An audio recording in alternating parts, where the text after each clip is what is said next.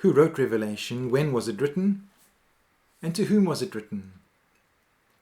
The question of who wrote the book of Revelation has been a topic of hot debate, not only in the past 200 years or so of modern biblical scholarship, but also from the earliest times. In the first chapter of the book, the author refers to himself three times as John, and then again once at the end of the book. But exactly who this John is not explicitly stated. John was a common name in the first century, and many scholars would suggest that it is not possible to definitively know who actually wrote the book, despite the fact that some lines of early tradition tell us that it was John the Apostle. The fact that the book of Revelation was so disputed, as we saw last week, even in the earliest times, shows that not everyone in the early church necessarily accepted that it was written by John the Apostle. For if it had been widely believed to have come from the pen of the Apostle John, it would have almost certainly been accepted much more widely, much earlier on.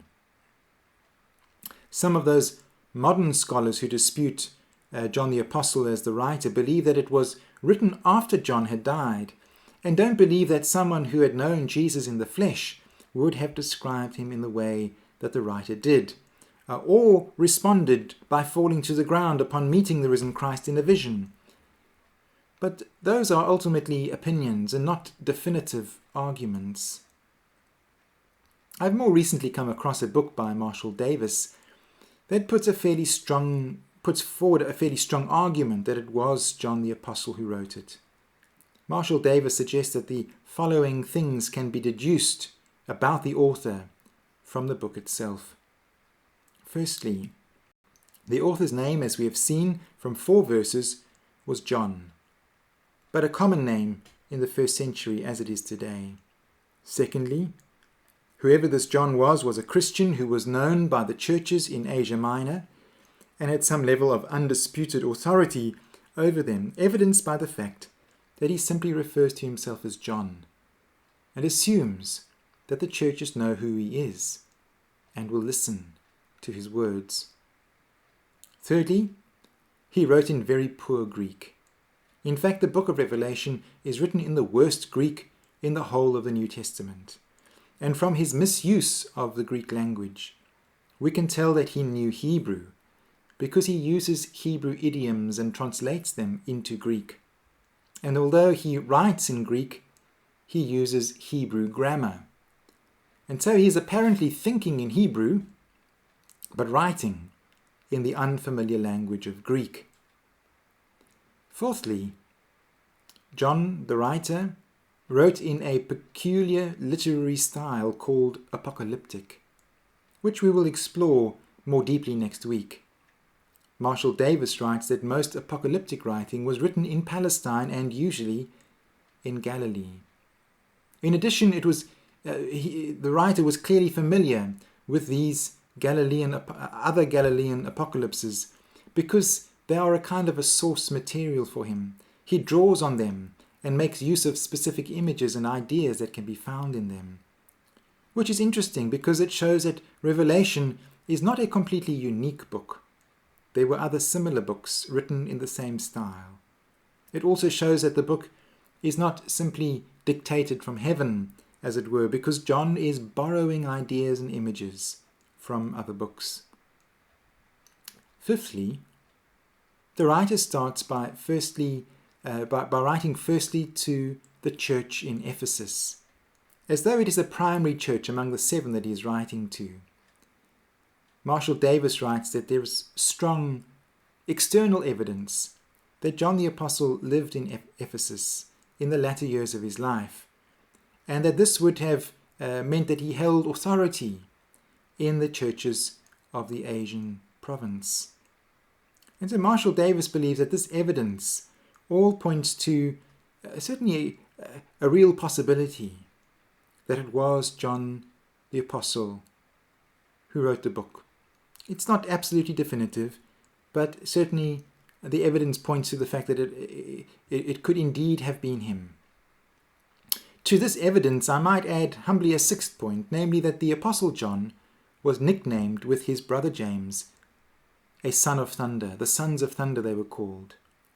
This was a description of their personalities. There was something thunderous about them, which certainly resonates with the thunderous nature of the book of Revelation. In fact, in the book there is even reference to the voices of the seven thunders in Revelation 10 verse 1 to 7. Now a reference in Luke's Gospel gives an indication of that thunderous personality of the brothers James and John. In chapter 9, near the end of the chapter, when a Samaritan village rejects Jesus because he is on the way to Jerusalem, James and John ask Jesus, "Should we call down fire from heaven to consume them, just as Elijah did to his enemies?" This kind of thunderous retribution is echoed across the pages of Revelation. But Luke's Gospel suggests that this was not the way of Jesus. Instead, Jesus turned and rebuked them and simply went on to another village. If it was indeed John the Apostle who wrote the book of Revelation, then it is clear that his thunderous personality had perhaps not yet been fully redeemed, because his personality is reflected across the pages. In a way, this does make sense. Despite years of following Jesus, many of us, perhaps most of us, still carry around with us many of the flaws of our own personality, even if Christ's love may have begun to soften us a little. And so, although it's not an absolutely decisive argument, and some scholars would certainly dispute it, there is certainly strong evidence to point in the direction that it might indeed have been the Apostle John who wrote the book of Revelation. To whom was it written? The book itself indicates the recipients to whom it was intended as seven churches, the seven churches of Ephesus, Smyrna, Pergamum, Thyatira, Sardis, Philadelphia, and Laodicea. In addition, John the writer makes reference to their struggles and their suffering, and so he's writing to them as a collective, but he names each of those churches individually as well. Most scholars are in agreement that the churches in these seven cities were experiencing persecution of some kind from the Roman Empire. Some suggest that this was direct persecution for not being willing to declare that Caesar was Lord, and also to burn incense before an image of Caesar in temples across the empire where the emperor was worshipped as a god. Others suggest that they were struggling with persecution in a more general sense, as a minority religion that was not legally recognized in the context of a brutal and exploitative Roman Empire whose values were so very different from the values of Christ. Some were finding this too difficult, whatever the persecution was, and were beginning to find it easier to compromise with the way of Rome rather than with the way of Christ. And so the context of the book was written to give them courage to endure in the hope of the final victory of God over their enemies. When was it written? This again has been a source of much dispute, not just in modern times, but also in ancient times. Some, both ancient and modern, suggest that it was written in the late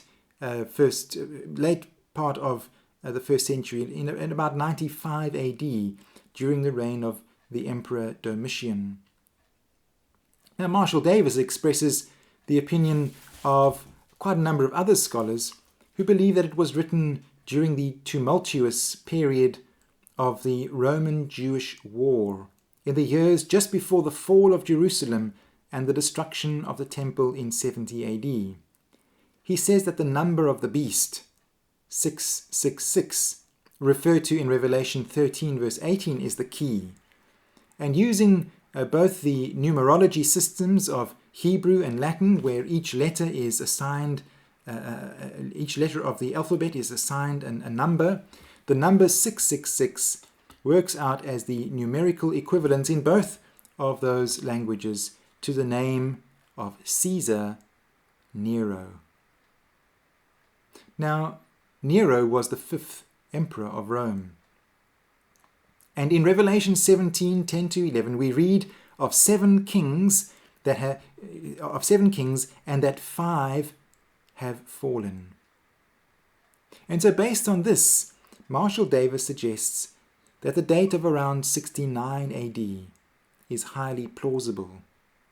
This was a year of great turmoil, with Rome in the midst of a great war with the Jews in Judea.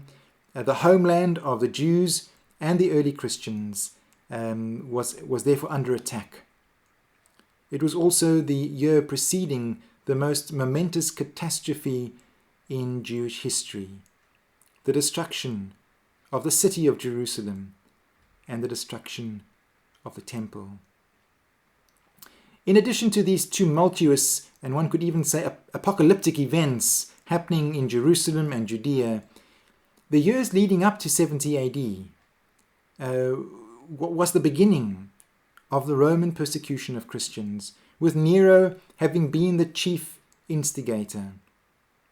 When looking for a scapegoat for the great fire of Rome in AD 64, he blamed the Christians. And he executed 2 of the greatest Christian leaders, the Apostle Peter and Paul, and this began an open season for persecution of Christians in other parts of the empire, which is one explanation why John, the writer of Revelation, was exiled to the island of Patmos, where he wrote the book of Revelation in response to all that was happening. I close with the words that come from John's vision of Christ in chapter 1, verse 17 and 18. Do not be afraid. And we hear these words in the context of tumultuous upheaval and suffering to those who were receiving the message of Revelation. We read these words, do not be afraid. I am the first and the last, the living one. I was dead, and see, I am alive forever, and I have the keys of death and Hades. Next week, we'll look a little at the style of writing and the content of the book of Revelation. Do not be afraid. I am the first and the last, the living one. God bless you. Amen.